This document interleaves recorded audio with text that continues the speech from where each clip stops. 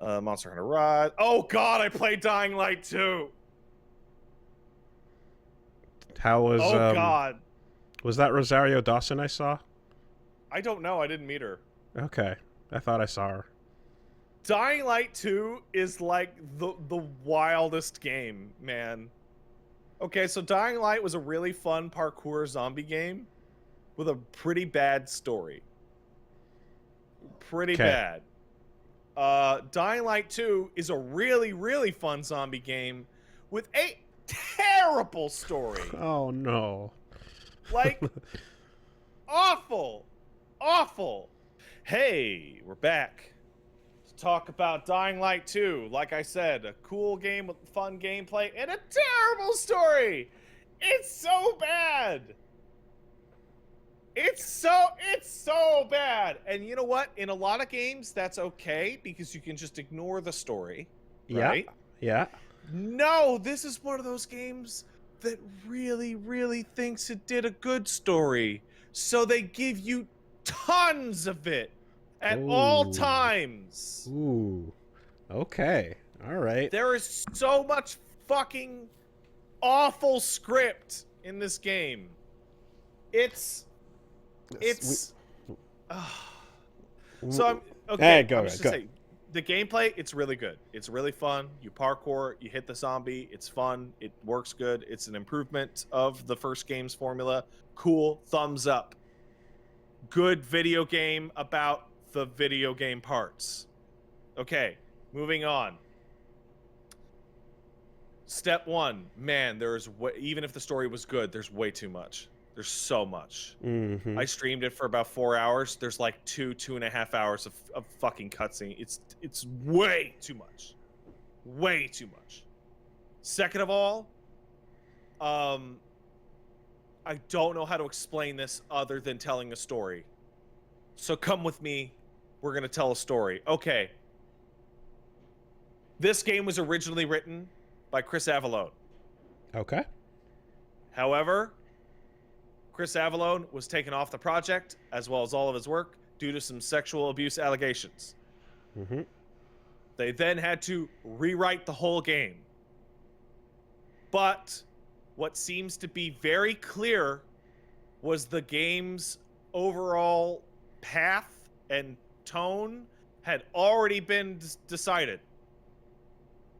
Which means they now had to have a new writer write a Chris Avellone story in the style of the Avellone, but wasn't Avellone.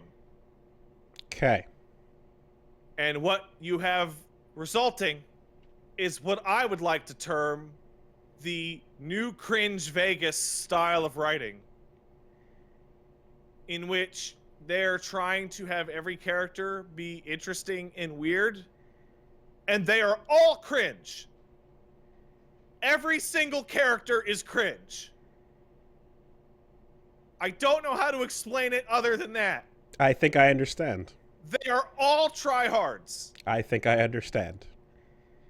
Everyone's quippy. But the quips are shit. Mm-hmm. Mm-hmm.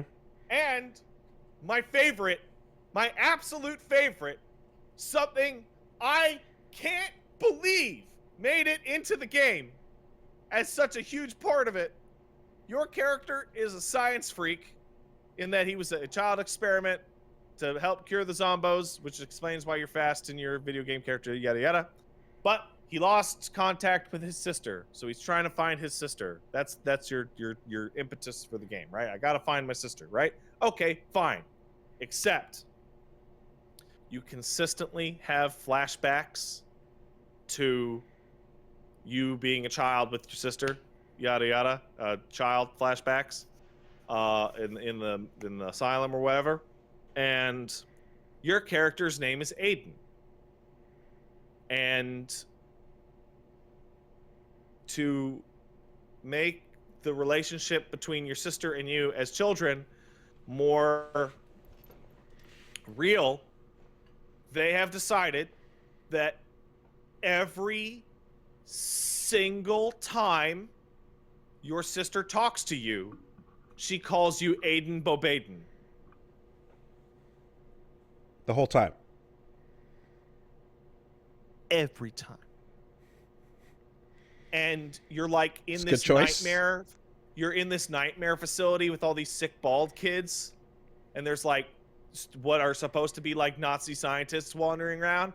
And she's like, Aiden, Bobaden, come on, we gotta hide in the cupboard. And it's like, I can't. And I can't. It's so bad. It's so bad. And like, and there's a fun little interface problem with the game that normally I would not even know about. So when you start a cutscene, any cutscene, in the bottom right corner of the screen, it says, hey man, hit the B button to skip. And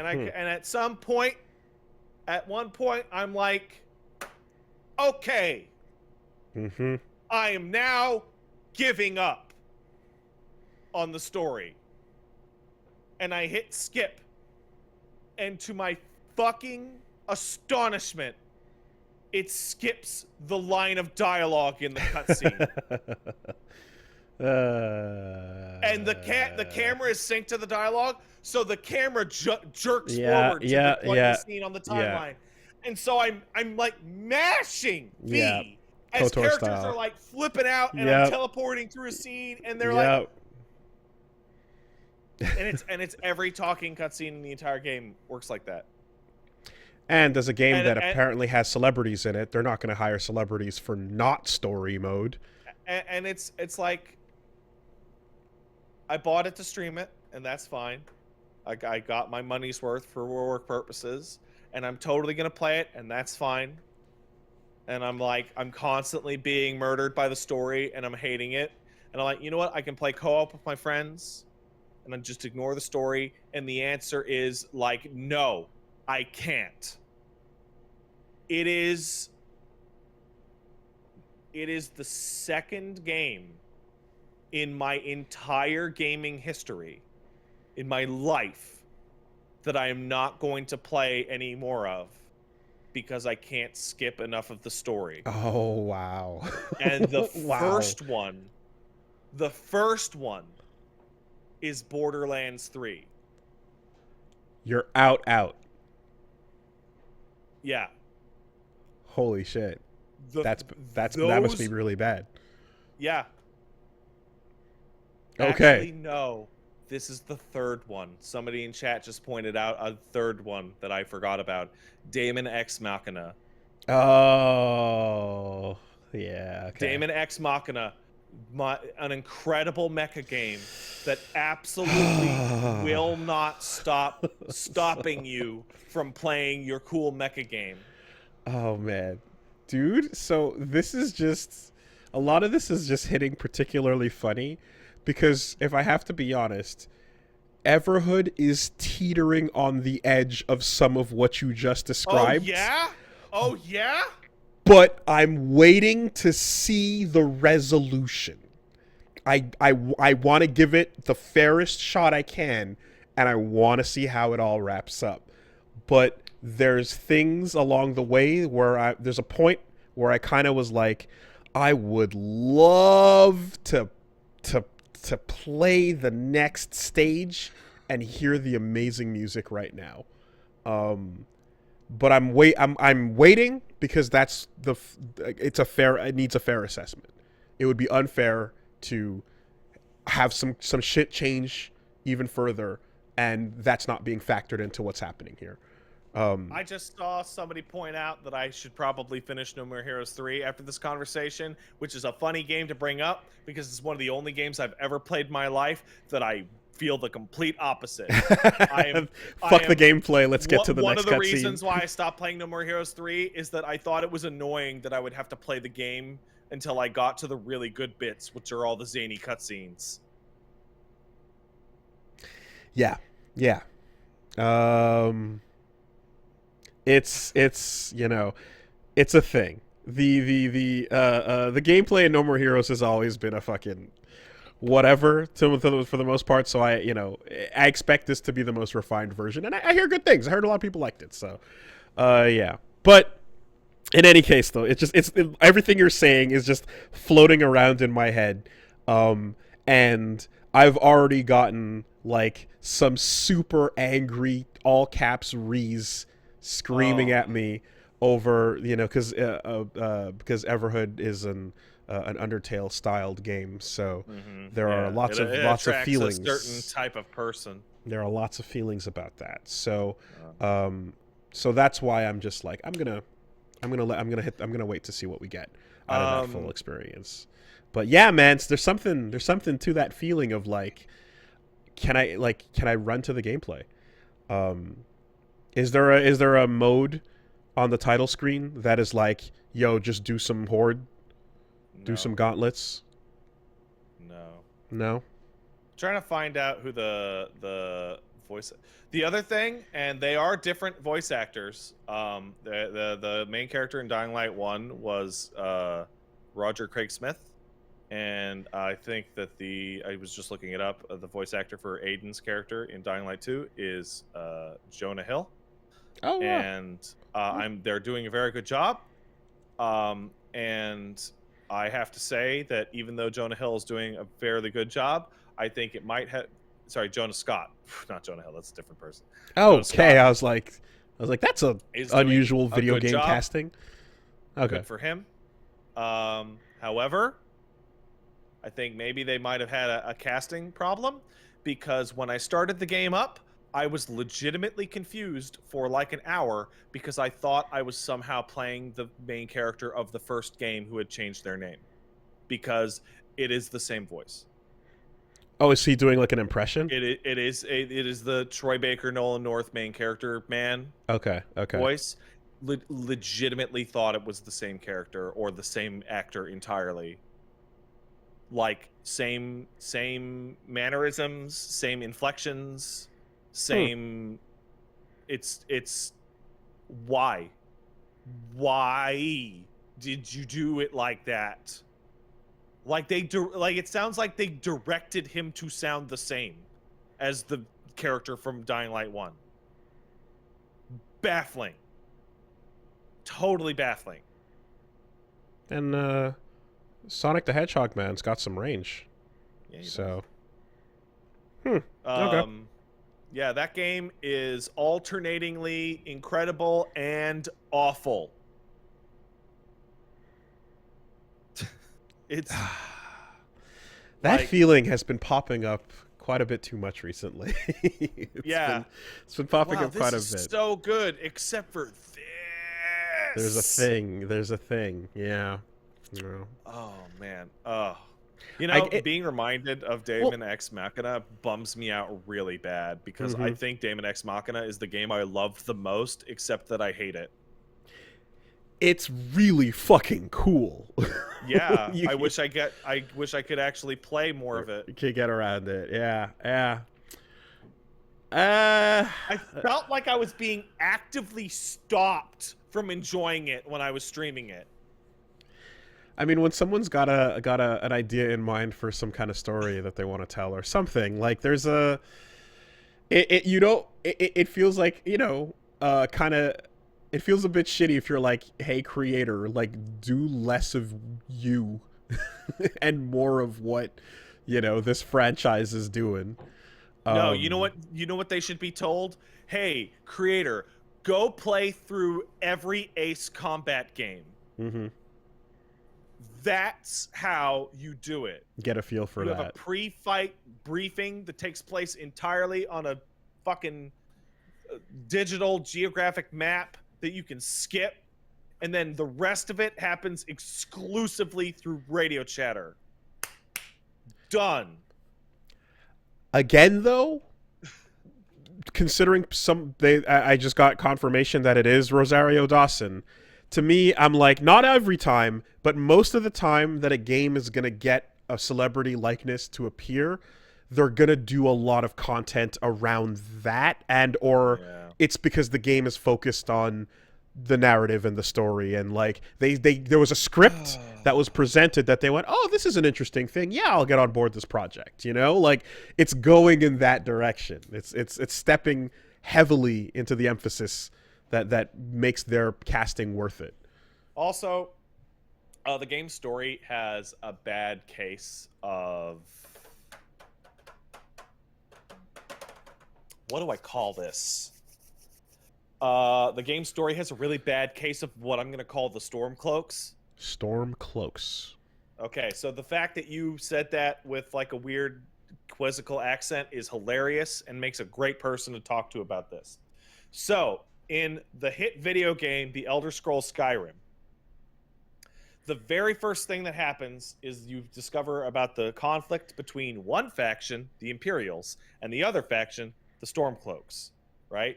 One is Skyrim belongs to the Nords, rebel faction, and the other is the Empire, right? The very, very, very, very first thing happens to you is the Empire attempts to murder you. They attempt to execute you on the spot. I thought the first thing that happens is you wake up in a wagon. Yes, and you are bound and you are on your way to be executed by the Imperials. And they literally go, well, who is this guy? And they go, I don't know. Fuck it. Kill him anyway. So it's a really astonishingly bad first impression, right? So, and then when you get free, a Stormcloak guy goes, hey, man, you're free. Come on, let's get out of here. So it definitely aims you towards the Stormcloaks, right? And then you get to the Stormcloak city, and depending on your character, literally the first thing that you're going to hear is a racial slur directed at you. Like, step one in the door. And then the second thing you're going to find out when you go to them is that Skyrim is for the Nords. And then the third thing, if you get deeper into their quest line, is that you find out that the leader is actually like a plant from like a foreign power. Oh. And that it's actually to destabilize. Okay, so the noble rebellion is not so noble. Yeah, so the Imperials actually are unironically the good guys, except for the part where they're a fascistic empire and they want to kill you. But they're all right, right? Let's talk about Dying Light 2. You got the two factions. You got the free people and the peacekeepers. The free people, they're free, man. They're making schools and they're teaching kids and they're all about, live your life and it's cool, man. They're basically like hippies in the apocalypse. And the peacekeepers, man, I think the character says, yeah, they were keeping the peace and they helped protect us against the zombies, but it's their way or the highway, and and it's clearly set up to be the cops. They literally look like cops. They're dressed like cops, etc. Okay, so what happens in the game? Well, the first thing that happens when you meet one of these groups is the free people attempt to lynch you. Step one. Hey, that guy's infected. Lynch him. Until a nice man comes to help you because he's nice. Okay, cool. Then you try and get help from them and they fuck you over. Like hard. Okay, cool. And then every time you interact with the two groups, the free people are like shit-talking you and not trusting you and accusing you of being a murderer for a murder that happened before you were in the city. And every time you talk to the peacekeepers, they're totally upfront and take you legit. And they go, well, you couldn't murder anybody. You weren't even in the city. And it summarizes with a quest in which you're trying to find brass knuckles, in which they're certain, well, the murderer would have brass knuckles because that, these specific brass knuckles, they're the murder. Okay. And you find the brass knuckles on a child. So you go to turn it in and you expect that they're going to go, oh, well, that kid's the murderer. We got to right? And they go, oh, well, I guess they must have stolen it or something. Oh, that's a dead end. And just completely reasonable. And like, it's one of those things like characters like will imply to you that this group is corrupt or like vicious or overly militant. But you never see it. once, ever, in any format. And the good people are just constantly lying to you Right. and Okay. stabbing you in the back. And it feels like the situation where they wanted to set it up like, oh, maybe, and have it be ambiguous, but forgot to put any ambiguity Okay. actually in there. So it's just the overall authoritarian force gives off an aura, but there's not actually enough bad happening after the first moment. There's nothing. Okay. There's nothing bad happening. You have a group that totally respects you Mm-hmm. and treats you fine and Mhm. appears to be out there saving people, and you have a group that is constantly backstabbing each other and attempting to murder you and fucking you over constantly. And the game's like pointing at you to be like, oh, it's Yeah. wild. Yeah. See, yeah. I just thought of other Everhood related shit, but it really Wow, is. this Everhood seems lit, man. Well, we'll get there eventually. But the thing that's interesting is when you create factions and then like in your head it's like, well, these are the good guys, these are the bad guys, and that's a given. So now you can kind of like flavor it and pepper it up in whatever way you want to, but you're supposed to have an implicit feeling that like, no, the noble rebels though, that'll always supersede anything else versus the big evil cops over here. Interesting. Does it at all, like, while this is happening, does the player reflect any of that like hostility or like comment on it, or No, the player's like a total self-insert. Okay. Unless it comes to the sister. Okay. I gotta find my sister. Oh, I miss my sister. I'm at the point where I'm gonna just say it. Stop making plots about finding a family member. I gotta pee, all. but I can still hear you. Keep going. Okay. Stop making plots about finding a family member and then putting in cutscenes to make the player care about the family member. Because if you fucking do anything other than completely fucking nail it, you're going to have a problem, right? Even, let's take Nier as an example.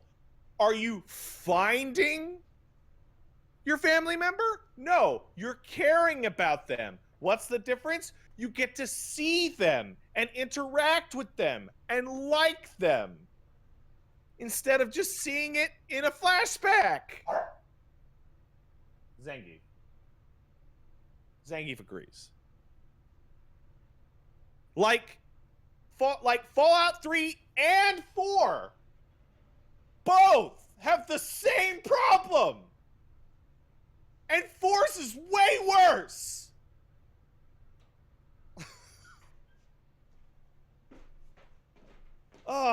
Like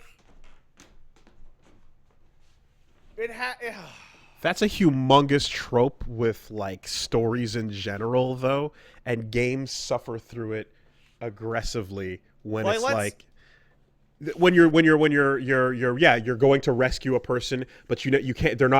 You're like, I don't know, like there's no contact from them. There's no idea of who they are. You meet them at the last possible second, and because they haven't existed the entire game, then the bad guy can come in and be like, kill them. And, hey, Woolie. You know.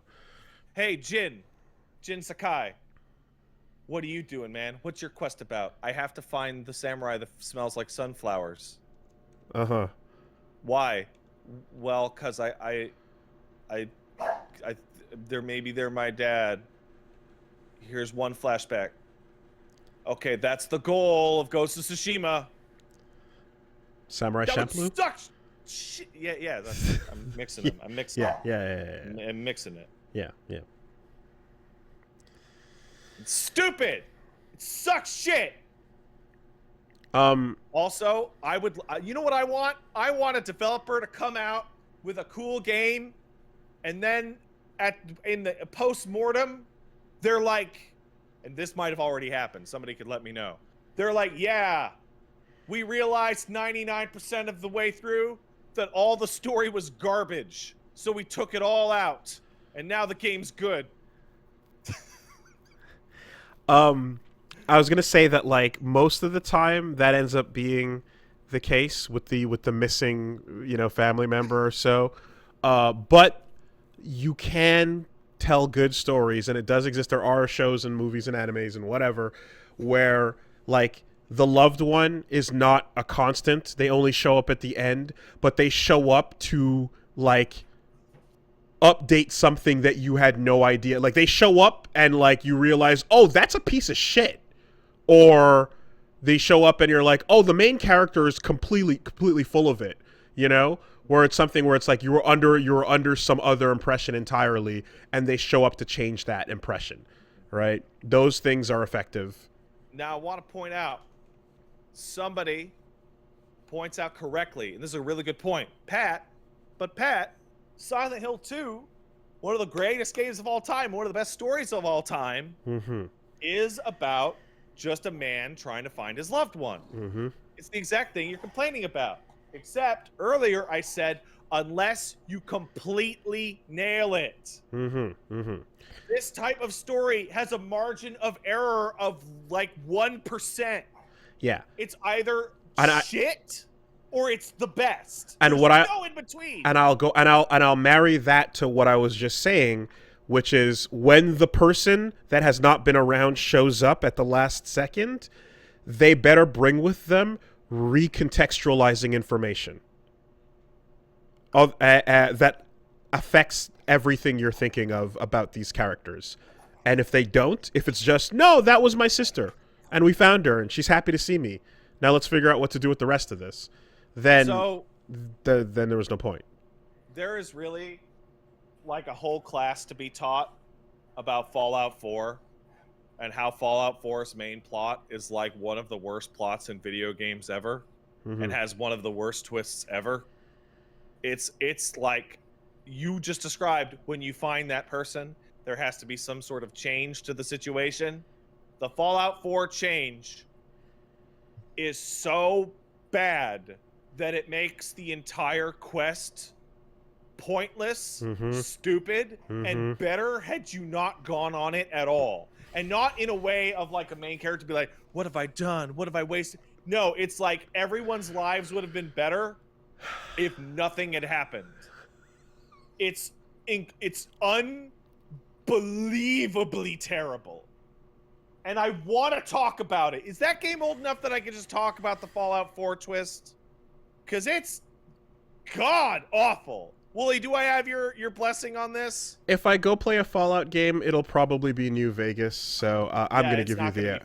Yeah, I'll give you the okay on that. So I'm going to go big-ass finale spoilers for the plot of Fallout 4 and the big twist.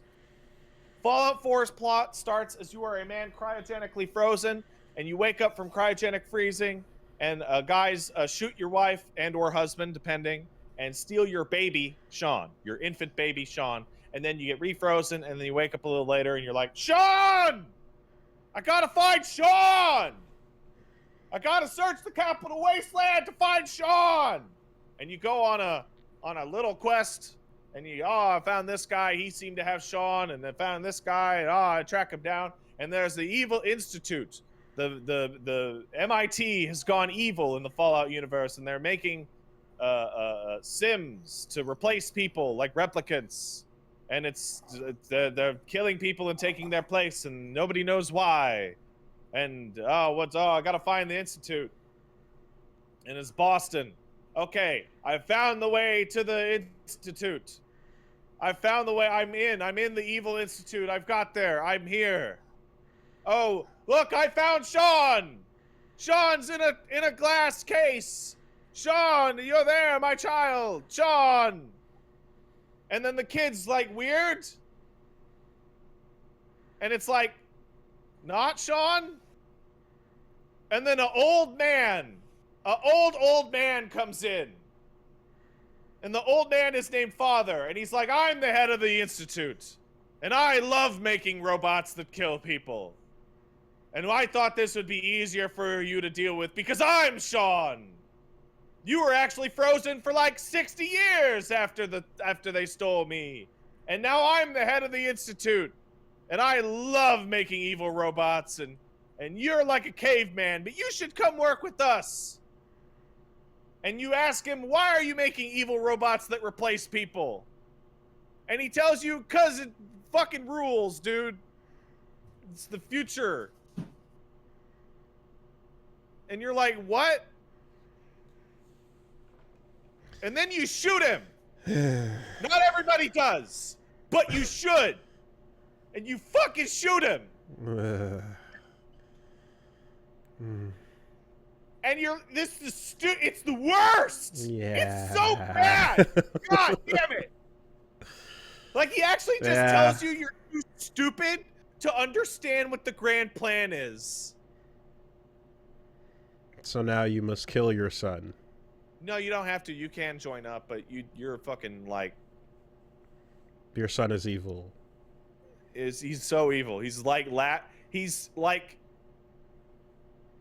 I don't know how to sell this.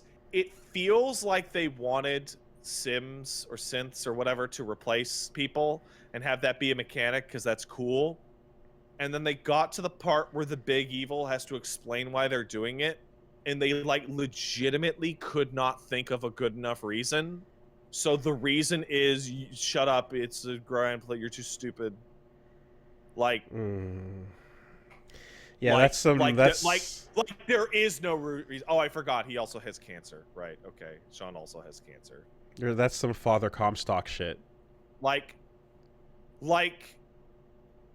most, I feel like a lot of people were like annoyed by the Fallout 4 plot of save your baby that is like might as well be an object, might as well be a fucking like a paperweight because it's a baby. It can't even talk to you right, like and it's like a fake video game baby. Like, it's wild because you can easily go take revenge for your loved one as the main plot, which everyone understands, but the main character ignores that part of it. Like, you're not allowed to, like, chase after that part of it. It's about the baby. Gotta save the baby. All the voice-acted dialogue, which was new for Fallout and was obviously a mistake. I gotta get my baby. Right? No, and I guess then you get the baby, and I'm like, oh, I don't care about this stupid baby. And I'm like, wow! I was right to not care! This baby sucks! And, like, none of that is a reference to any other Fallout stuff, or okay, it's its own. Okay, well, stories are hard. Writing is difficult. It's very it's very one of hard. like the worst like premises I've ever seen to like a main.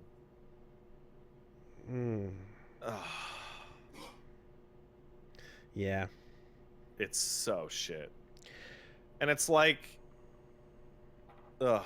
if you're making a game and it's a really if you're making a game and you have a lot of faith in your game and you're really sure you've got an absolute a hit on your hands, and you know you've got that last second twist, like really examine it from all angles. Talk to a lot of people, you know. Look at that twist, like hold it up to the light, scrutinize that shit. It's like, it's the same thing we've said in the past about like subverting expectations, and it's like is the twist shittier than nothing?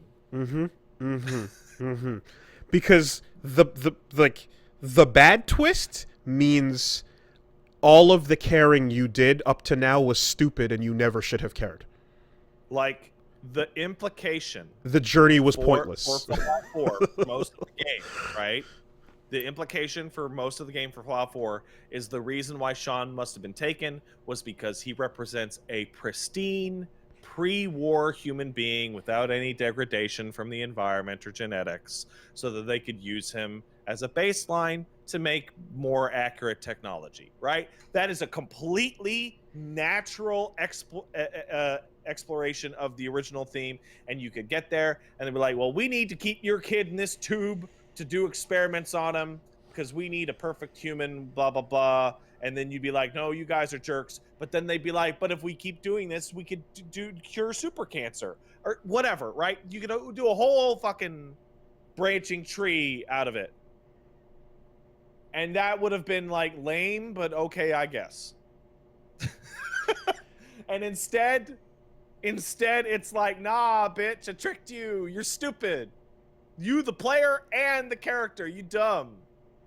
And Doesn't yeah, matter if you're intelligence 10 on your sheet. flush those feelings down the toilet. You know, instead of what you would assume is replace it with rage and betrayal. It's like, no, you just no longer care, and you know, plot across, like trudge across the finish line with a fucking, you know, your engine sputtering out as you do. It also has a sub problem, which is due to the voice acted dialogue, which is you find the guy that kidnaps your son and kills your wife, and you have 4 dialogue options when you run into him and finally defeat him in a gunfight, so you actually have the ability to talk to him, and all 4 are variations of you screaming, "Where is my son?" And you eventually get like a single detail out of it and then kill him. And like, I had way more questions than that. I had way more questions than that. Okay. Fuck. In conclusion, everybody, go play 13 Sentinels. And Ace Combat. Yes. A masterclass in all of the above.